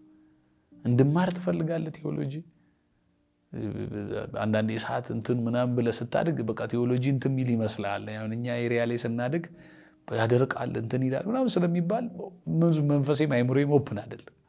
እና እየጸለይኩ በነበረበት ታይም አንድ ቀን እኔ ረጅም ጊዜ የጸለይኩት ቸርች ውስጥ ነው። ቤትም ትንሽ ማይመች ስለነበረ በቃ ቸርች ግራውንድ እንግዲህ አንድ ከቀጠና ሁለት እኔ ወንጌል የምወደው ነገር በቃ ክፍት ነው። ከጠዋት 12 ሰዓት እስከ ማታ 2 ሰዓት ከሰኞ እስከ እሑድ ሰው መጥቶ መጸለይ የሚችልበት ነው። እና እዛ በጣም እጸልይ ነበርና እዛ ማየው ልጅ አለ ሁሌ እዛ የሚጸልይ እየመጣ እድሜ እኩያ አይደለም ተለቅ ያለ ነው። እና ያን ጸሎት ጸልዬ ምናምን ሌሊት ላይ ከሱ ጋር እኔ ስሙንም አላውቀውም እንዲህ ባይድ ነው ማየው እንጂ ከሱ ጋር ተያይዤ ወደ ቴዎሎጂ ትምህርት ቤት ሲሄድ አየሁኝ ባል እና በጣም ግራ ገባኝ። በጊዜው እኔ ቅርብ ያለ ጓደኛዬ ወዳጄ ጀምሯል ቴዎሎጂ ትምህርትን። ያው የሚቀለው ከሱ ጋር ማየት ነው፣ ግን መርጣ አይደለም የምታየው እግዚአብሔር ነው የሚመራና አየውኝ። አላውቀውም ስሙን። እኛ ቸርችም አይደለም ሊጸልይ ነው የሚመጣው። በቃ ናፈቀኝ ሰው እና ሲሄድ የለም ደግሞ የዛ ሰው ሲሄድ የለም 2 ወር ምናምን። ከዛው ነው ጊዜ ልክ ወደ ቸርች እየገባ ተገናኘን፣ አየሁት ማለት ነው። እና ሮጬ እጄ ያዝኩት። ደህና ነህ? ስሙን ራሱ ጠየቅኩት። የዛ ቀን ስሙ እንደዚህ ነው ምናምን። ከዛ እንዲህ ነው በአንዴ ማለት አልፈለኩም። እና እኔ የምልህ ቴዎሎጂ ትማራለህ እንዲህ ምናምን አልኩት። አይም አላለኝም። እኔ በቃ የእግዚአብሔር ምሪት አንዱ የሚደንቀኝ እና ወዲያው ትማራለህ እንዲህ ስል እኔ ስንት ዘመን እድሜን አስበልቼ ሳልማር ቆይቼ ሰው ራሱ ልማር ሲለኝ እንዳትማሩ ይሰልየ ቆይቼ ይሄው ገና ከጀመርኩ አሁን 2 ወሬ ነው አለኝ። አሁን ያገኘሁትን ሰው ሁሉ ነው ተማሩ የምለው። እኔ በዚች 2 ወር ውስጥ እንኳን ያገኘሁትን ጥቅም እኔ ነኝ የማውቀው ምናምን። ከዛ ገባኝ በቃ ትክክለኛ ሰው ጋር እንደላከኝ ምክሩንም በዛው እንደሚያስፈልገኝ እግዚአብሔር እዛ ሰው ጋር አውቆ እንደላከኝ ገባኝና ከዛ በቃ እንዲህ እኮ አይቼ ነው በቃ ወዲያው ዲግሪ እንደጨረስኩ በቃ ገባሁ ወደ ይኸው አደራ እንደኔ እድሜ እንዳታስበል ምናምን አለኝ። ገባኝ። ወዲያው መስከረም ላይ ተመረኩ። ጥቅምት ላይ ሄጄ አዲስ አበባ ባይብል ኮሌጅ ኤምቢሲ ትምህርቴን ጀመርኩ። በጣም የሚደንቀው ግን ትምህርቴን ጀመርኩና አንዱ በዛው የመንፈስ ቅዱስን ጣልቃ ገብነት ያየሁበት ትምህርቱ እንደጀመርኩ ወዲያው በዛው ሴሚስተር ውስጥ ያው ቤት ያለው ቻሌንጅ እንደቀጠለ ስለነበረ እኔ ከፋዘር ጋር በመሀል ቤት ተከራይቼ ወደ ቤተል አካባቢ ወጥቼ ነበር። ታናሽቴም ውጭ ወጣች፣ ብራዘርም ዱባይ ሄደ። በቃ ሰፈሩንም ለመላቅ ምናምን ወጣ ለማለት ከፋዘር ጋር ወደ ቤተል አካባቢ ቤት ተከራይቼ ነበረ። ነገሮች በጣም ባሱ፣ ደከመኝ እና ብቻዬንም ሆንኩ ማኔጅ ማድረገው ነገር ስላልሆነ ትምህርት በቃ ለማቋረጥ ውስጥ የወሰንኩኝ እና እንደገባው ደግሞ በሁለት ወሩ ምናምን አንድ ክላስ ተምሬ ወደ ቤት እንደሄድኩኝ ህልም አየሁ እና ያየሁት ህልም ምንድን ነው? ቻፕል አለች፣ ያው ትምህርት ቤት ውስጥ ቻፕል አለ። ረፍት ላይ አስተማሪዎች እዛ የሚሰብኩበት ምናምን የምናገለግልበት ወርሺፕ ምናምን ቻፕል አለ ፕሮግራም። እዛ ቻፕል ላይ ቆሜ አስተማሪዎች ምናምን ከፊቴ ቁጭ ብለው ስሰብክ አይቻሉ እና ርዕሱ ራሱ ከነ ርዕሱ ምናምን ማለት ነው። እኔ እንደውም የተማርነው እዛው እንትን ላይ ስለነበር በቃ ነክቶኝ ነው ምናምን በሚል ነው ህልሙን የተውኩት። አይ የስብከት ዝም ብሎ ስንማር ውስጥ የቀርቶ ነው በሚል ነው የተውኩትና እንደዛ አይቼ ከዛ በጣም ነገሮቹ ባሱና በቃ ዊዝድሮ ለምን አላረግም ላኩና በቃ ነገር ከተስተካከለ ኔክስት ይር ምናምን ቀስ ብዬ እጀምራለሁ ብዬ በቃ ኦልሞስት አንድ ቀን ውስጥ የወስኖ ሄድኩኝ ወደ ትምህርት ቤት እና ግቢ እንደገባው አንድ ህግ እኮ እንትን አለ አብዴት ተደረገ ወጣ ህግ ምናምን ሁሉም ተመራቂ ተማሪዎች ቻፕል ላይ መስበክ አለባቸው ተባለ እና ወዲያው ክሊክ አደረገ የሆነ ነገር አይምሮዬ ማለት ነው። ኦኬ አልም ያየሁት ለካ ዝም ብሎ የሆነ ስብከት ውስጥ የነካውን ምናምን አይደለም። ለካ ተመራቂ ተማሪ ከሆነ ቻፕል ላይ የሚቆመው ለካ ትጨርሳለህ ነው ያለኝ። ትመረቃለህ ያለኝ ለካ በቃ ድሮ አላደረግም። እንትኑም እያለ እንደምንም ብዬ እማረዋለሁ ጨርሳለሁ ብዬ እንደቀል 3 ዓመት ተማርኩ። በጣም በሚደንቅ ሁኔታ መጨረሻ እንደተባለው ጊዜው ደረሰ። ቻፕል የምሰብክበት የኔ ፕሮግራም ወጣ። ከ2 ዓመት በፊት ያሳየኝ በህልም ያሳየኝ ያንኑ መልእክት ቻፕል ላይ ቆሜ ሰብኬ በጣም በብዙ ቸርነትና ሞገስ ጌታ አስመረቀኝ ማለት ነው። ሌላው እኔ ትልቁ መንፈስ ቅዱስ አንዱ ጣልቃ ገብነቱን አይቼበታለሁ ብዬ ከማስበው ታሪኬ ውስጥ ያው የሰርጌ ነው። ያው ሰርግ መቼም ለሰው ትልቅ ደስታው የሰርጉ ቀን ነው እና ሰርግ ባለበት ሁሉ ጊዜም ደግሞ የሆኑ ማዕበሎች፣ ችግሮች ምናምን ይኖራሉ እና እኔም ላገባ ስል ትዝ ይለኛል ብዙ እንትኖች ነበሩ። ቀኑ እንዲዘዋወር በቃ እንትኑ ፕሮግራሙ እንዲያልፍ ምናምን ከፋሚሊ በእኔም በሷም በኩል ምናምን ብቻ ብዙ ውጣ ውረዶች ነበሩ፣ ብዙ አለመዘጋጀቶች ነበሩ። የፋይናንሱ የምኑ ራሱ ቻሌንጁም በጣም ደግሞ ነበረ። ማረሳው እኔ ላገባ ሰሞን ጌታ አንድ ቃል ዝም ብሎ ደጋግሞ ይሰጠኝ ነበር። የዛ ሰሞን ለራሴ እንደሆነ ገብቶኛል። ማቴዎስ ወንጌል ምዕራፍ 15 ላይ ህዝቡ 3 ቀን ከኢየሱስ ጋር አብረው በተራራ ላይ ውለው ፈውሷቸው አስተምሯቸው ምናምን ሲጨርሱ በቃ ደከማቸው እና ወደ ቤቱ በቃ ይመለስ የህዝብ ሲባል ኢየሱስ እንዴ የሚበሉትን ስጧቸው እኔ እኮ አዝንላቸዋለሁ ከኔ ጋር ነው ያሉት 3 ቀን የሚል ቃል አለና በቃ የዛ ሰሞን እኔ ገብቶኛል። ያው በቃ አዝንላለሁ ነው መልእክቱ ለኔ። መቼም ሊያገቡ ላሉ በተለይ በጣም እንትን እያሉ ላሉ ወጣቶች ትንሽዬም ብትሆን ማበረታቻ ትሆናለች ብዬ ነው። በጣም ትልቅ እንትን ላይሆን ይችላል፣ ግን ጌታ ታማኝ ነው በዛ ውስጥና 15 ቀን ቀረ። እኔ 1 ወር ሲቀረው ነው ሰርግ ራት እንዳለው ራሱ የምናውቀው። ራት ኖረው ግን በቃ 3 ሳምንት ምናምን ሲቀር ትዝ ይለኛል። እኔ እንግዲህ ያው የዛኔ ጮኛዬ ነች ከሚስቴ ጋር ያወራንባት ምሽት ትዝ ይለኛል። ለምን በቃ ካርድ ከበተን በኋላ ለምን እየደወልን በየቤቱ በቃ ራት ቀርቷል ለምን አንልም አንሞት ምናምን የተባባልንበት ምሽት ሁሉ ትዝ ትለኛለች። እና በጣም እንትኖች ነበሩት። የቀድሞ ያለቀ አይነት እንትን አይደለም የኔ ሰርግ። ዝም ብሎ በታምራት እዛው በሚመጣ ነገሮች ተስተካክሎ ግን በጣም ድምቅ ብሎ በኮንፈረንስ ነው በቃ ኮንፈረንስ መስሎ ነው ያሳለፍነው እና ምንም ሳይጎል እና 15 ቀን ቀርቶ ይህንኑ መልእክት እኔ ማክሰኞኛ ቤተክርስቲያን መንፈስ ቅዱስ ሙላት ፕሮግራም ላይ ሰበኩት። ያዝንልናል ብዬ እኔ ለራሴ ነው ውስጤ እየገባኝ፣ ግን ጉባኤው ላይ በቃ ጮኬ ያዝንልናል ያዝንላችኋል ምናምን ብዬ ሰብኬ በቃ በእንባ ሁሉ ጉባኤው ተሞልቶ ብዬ አገልግዬ ወደ ቤት ገባሁ እና በነጋታው ሮብ ጠዋት 1 ሰዓት ተኩል ነው ትዝ ይለኛል። ሮብ ተደወለልኝ ስልክ እና የደወለችው ደግሞ እኔ እንደንነት ምናምን ቸርች ውስጥ ያስተማረች የኛ እናት ሩሃማ የምንላት ነች። ደወለች። ወይዬ ምናምን አልኳት። ማታ አንተ ነህ እንደ እኛ ጋር እዚህ መንፈስ ቅዱስ ያገለገልከው ሙላት ነው። ወይ ምን ብዬው ብዬ እኔ እንደውም እንትን አላሰብኩም እና ለስለስ ባለ ድምፅ ነው ራሱ እኔ ነኝ ምነው ምናምን ስለ አይ በቃ አንድ ሰው ያገባል በቅርብ አቤኔዘር ማታ አገልግሏል እና ስጦታ ሊሰጥ ፈልጎ መጥቶ ነው ምናምን አለች። የምርሽ ነው? በደግ ብዬ 2 ሰዓት ቸርች ደርሻለሁ ጦር ኃይሎች። ከዛ ስደርስ ጦር ኃይሎች ገባሁ። ስገባ ቸርች እሷ ነች አጋጣሚ እዛ ቀን ተረኛ ለሰዎች እየጸለየች ነው እና በመስኮት በኩልና ምናምን አለችኝ እና እንደዚህ የታሸገ 20 ምናምን ሺህ ብር በእጄ ሰጠች። ከዛ ይዤው ማን ነው የሰጠኝ ይህን ብር ምናምን ስላት አይ በቃ ሂድ ቶሎ ሰውየው ሳይመለስ ይህን ብር ቶሎ ይዘህ ከዚህ አካባቢ ጥፋ አለች ስትልኝ አልገባኝም። እንደ ማለት እኮ እንዳመሰግነው እንኳን ስሙ ማን ነው ስልኩን አልተቀበል ወይ ስልኩን እየነገርኩ እኮ ነው ቶሎ ይዘህ ከዚህ አካባቢ ጥፋ አለች። ይኸው በዛ የነበሩ ምስክር ናቸው። ከዛ አልገባኝም፣ ግራ ገባኝ። አሁንም ብሩን ግራ ስለገባኝ እንዲህ በእጄ ይዤው ከባንክ የወጣን የታሸገ ይዤው ስወጣ ጥበቃ ያዘኝ በርግ። ይህን ብር ማን ይዞት እንደመጣ ታውቃለህ አለኝ። አላውቅም ሩሃማም አልነገረችኝም ምናምን ስለው እብድ ሰው ታውቃለህ አለኝ። ልብሱ ቡትት ያለ የተቀዳደደ ነጠላ ጫማ ያለ ጥፍሩ ቆሻሻ ነው እና አናስገባም ሁሉ እኛ ልንለው ነበር አለ። ብር እሷ ራሱ ለአቤኔዘር ነው ልሰጠው ነው ሲላት ይሄማ ሰርቆ ነው ያመጣው አልቀበልም አለችው ብላ እኛንን ግድ የለሽም ይሄ እኮ ከባንክ የወጣ ብር ነው እና እኛም ምስክር ስለሆነን በቃ ግድ የለሽም ብለናት ነው የተቀበለችው ራሱ እና ያለኝን አረሰውም ራሱ እና ቆሜ ሁሉ አየዋለሁ ቅያሱ ላይ ያለ የሚመለስ መስሎኛል እና ያለኝ እዛ ቀን አረሰውም። እግዚአብሔር በእብድ ይሰራል የሚለውን ለመጀመሪያ ያመንኩት ዛሬ ነው አለኝ ጠበቀውና ብታምንም ባታምንም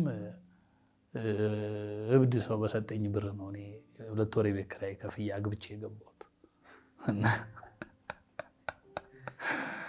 እና ጌታ አለ።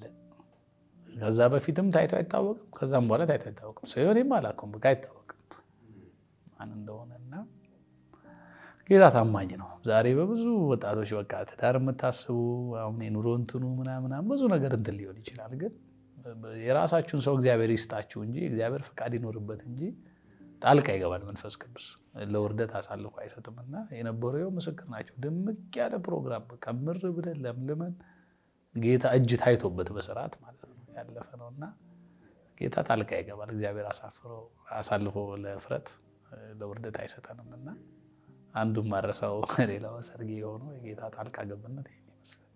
ጌታ ይባረክ።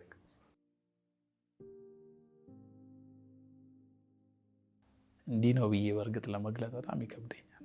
ሰው ስለሚወደው ውለታ ስለዋለለት ሰው እንኳን ሲናገር ይከብዳል።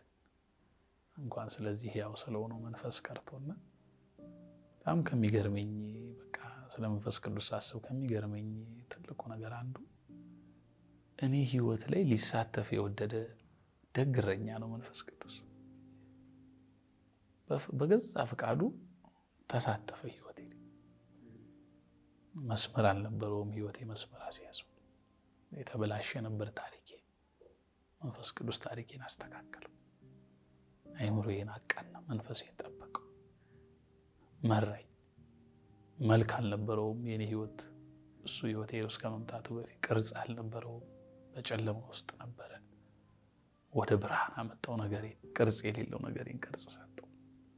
አማረ ህይወቴ ከመንፈስ ቅዱስ የተነሳ ተስተካከለ። ቦታ ያዘ። መኖር ጓጓ። ህይወት ዓላማ እንዲኖረው አደረገ። አባቱ ነኝ። እጄን ያዘኝ፣ መራኝ፣ አቅጣጫ አሳየኝ፣ ተስፋ ሰጠኝ።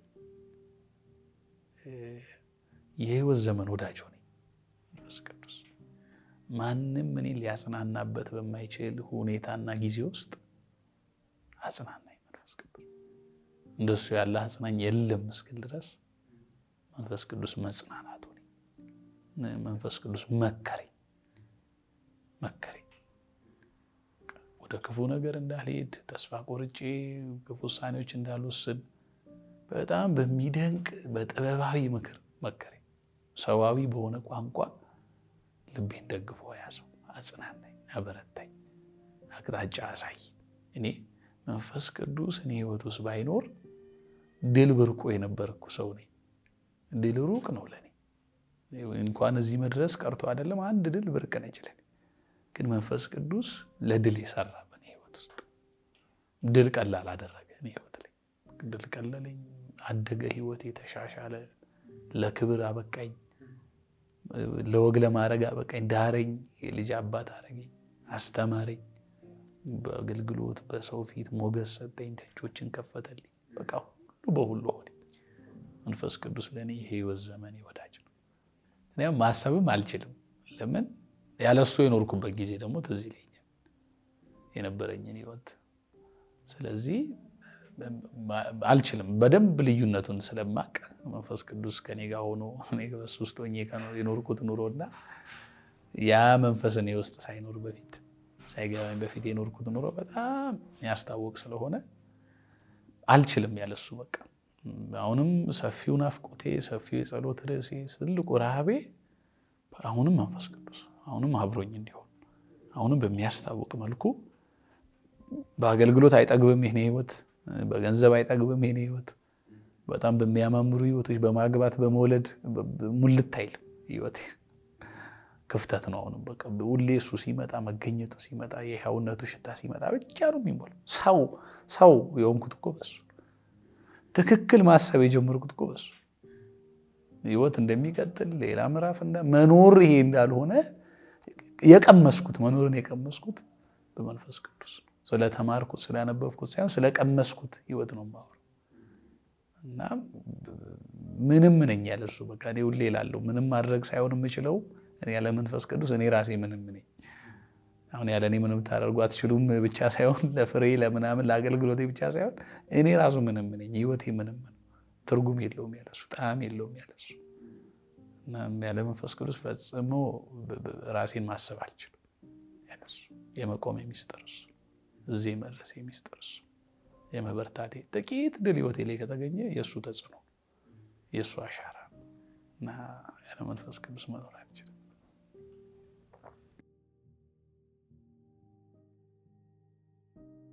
እንደው ደፍሬ ኢየሱስን እወደዋለሁ ለማለት ይከብደኝም፣ እንደወደው ግን እሱ ያውቃል።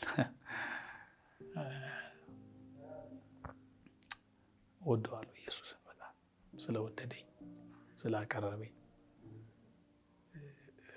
ማንም ያላመነውን ህይወት ስላመነ ይነጋል ብዬ ባልጠበቅኩት በዛ በምፈራው ድቅድቅ ጨለማ ውስጥ ብርሃኑ ነው ስላበራልኝ፣ ለነፍሴ የበራላት ብርሃን ነው ኢየሱስ ራሱ ስለገለጠልኝ፣ በእኔ ልክ ሆኖ ስለቀረበኝ፣ ኢየሱስ በእኔ ልክ ሆኖ ስላወራኝ ኢየሱስን በጣም ነው የምወደው። እኔ ሁል ጊዜ እላለሁ ማለት መኖር የጓጓሁት ኢየሱስን ህይወት ውስጥ ሲመጣ፣ ነገን ሳስብ እፈራ ነው የነበረው። በጨለማ ነበር የሚታየኝ። ኢየሱስን ልክ እኔ ህይወት ውስጥ ሲገባ እሱ ሲወደኝ እኔም ኢየሱስን መውደድ ሲጀምር ምናፍቀውኩ፣ ነገን ምራቡኩ፣ አይነጋም ወይ የምለውኩ፣ መራራ ህይወቴ ወደ ጣፋጭነት ተቀየረ፣ ደስታን ሰጠኝ። በደንብ እያወቅኩት ነው የምወደው ኢየሱስን። እጁን አይቼ፣ ምሕረቱን አይቼ፣ አባትነቱን አይቼ፣ ከኔ ጋር ሁሉ ጊዜም ለመሆን መፍቀዱን አይቼ ነው ኢየሱስን የምወደው። እና በወደደኝ ልክ እንደሚገባ ባልወደው ባለችኝ ጥቂት ፍቅር ልክ ግን ኢየሱስን እወደዋለሁ። እሱም ለመኖር ሁሉ ጊዜ እተጋለሁ። ጌታ ይመስገን።